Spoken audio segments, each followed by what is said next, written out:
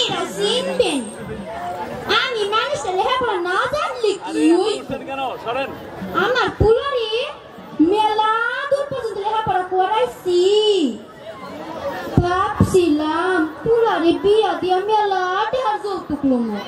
Honda fridge IPS কিন্তু আমার পুলা তাগো লগে চলে হে গো যুক্তিতে আমার কিচ্ছু লইবার দিল না কইলো মা গো তুমি যদি যৌতুক লও তাইলে আমার বইয়ে তোমার কোনো কথা শুনবো না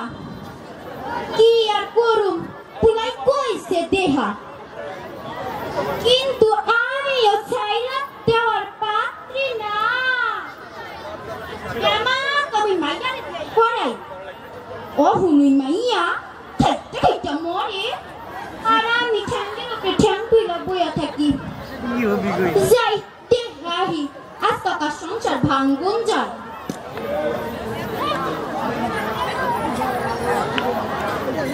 ওই দেখিটা সুলতান না হ এইদিকে লোক রাইতাছে তারা স্টাফ দিই ও বাবা সুলতান হুনো হুনো কি হইছে মনটা খারাপ কে আর কইও না খালা আমার মা আমার বইয়ের লাগে শুধু প্রতিদিন ঝগড়া করে সারাদিন খাইটা দুইটা মন গাছ চাইলে পারছে একটা কথা কই সুলতান কিছু মনে কইরো না তোমার মা না মানুষটা এমনই যাই তোমার মায়ের একটু বুঝাহি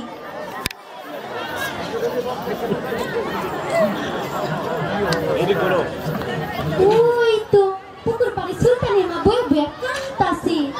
যাই তার কথায় টিউনের সিটা দিয়া কি হইছে সুলতানের মা কান্দোকে আর কইও না বুবু আমার পোলার বউ আমার লাগে ঝগড়া করছে আমার অনেক খারাপ খারাপ কথা শুনাইছে আমার নাকি বাড়ি থেকে কেটে দিল একটা কথা কই সুলতানের মা কিছু মনে কইরো না আজকালকার পোলারা না এমনই যখন বিয়া করে খালি কইরা চৌধুরীরা ধরে এটাই হচ্ছে যে পোলাগো স্বভাব পোলারা তো সবসময় জন্মের খারাপই হয় মা না কি করে পোলাটার লেগা মাথায় রাহি নাই পিঁপড়ায় খাই বুদিহা মাটিতে রাহি নাই উগুনে খাই বুদিহা ভুল কইছি থাকা সমস্যা নাই যাই বাড়ি যাই না বাড়ি গেলে চলবো না সুলতানের বইয়ের কাছে যাওয়া লাগবো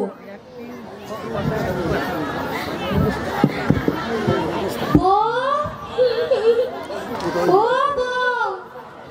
বাড়ি আসনি কি হইছে মা উপর হয়ে কান্দোকে বুঝছি মা বুঝছি তোমার কষ্টটা বুঝছি তোমার হাউরি তোমার লেগে ঝগড়া করছে তাই তো শোনো তোমারে না একটা বুদ্ধি দেই তুমি না বাপের বাড়ি যায় বয়ে থাকবা দেখবা তোমার হাউরি টাটার লাগান সুযোগ হয়ে গেছে যাই নিজের খায়া তোমরার মতো যুক্তি দিন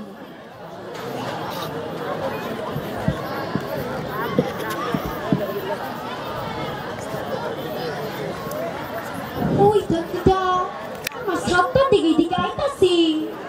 পুরা তো অনেক দিকে গইছিল তালিমে যাইবা আমি যাই নাই যাই তাতে ঘুইরাহি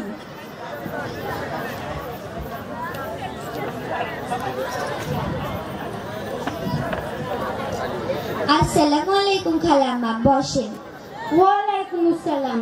কি মা তোমরা কি না কইবা কম হুনি জানিন মায়াটা কি সুন্দর কইরা কইলো খালাম্মা আপনি তো অনেক দেরি করে এসেছেন আলোচনা প্রায় শেষের মধ্যে সূরা হুমাযায় আল্লাহ তাআলা বলেছেন ধ্বংস এমন প্রত্যেক ব্যক্তির জন্য যারা লোকেদের সামনে থেকে ধিক্কার দেয় এবং পিছন থেকে নিন্দা করে বেড়ায় তাদের জন্য রয়েছে আগুনে লেলিহান শিখা সেই আগুন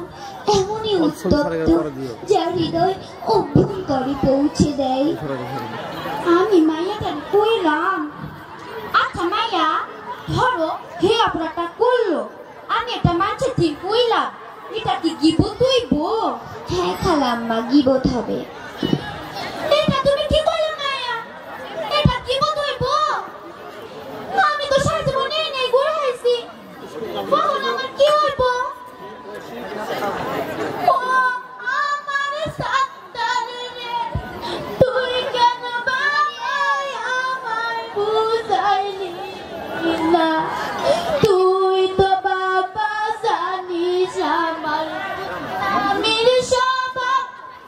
ও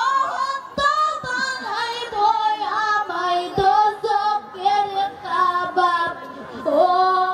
আমার সত্তার রে তুই কেন বাবা